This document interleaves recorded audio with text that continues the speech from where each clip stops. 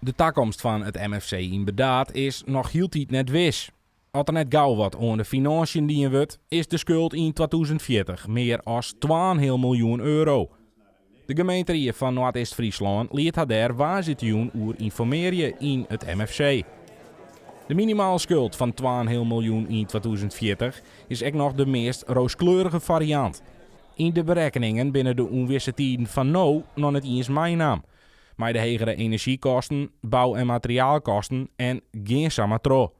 Tekorten zijn groot.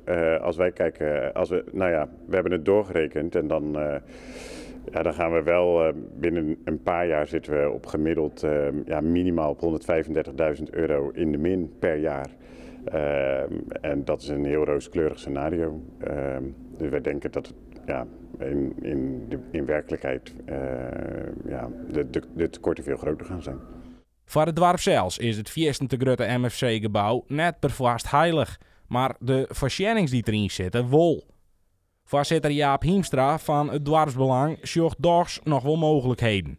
Nou ja, het is natuurlijk hartstikke sneu, want het is uiteindelijk een stukje kapitaalvernietiging. En dat is net alleen voor Bedaat is dat natuurlijk heel vervelend, maar dat vindt iedereen natuurlijk, want ja, dat is al je gemeenschapsgeld.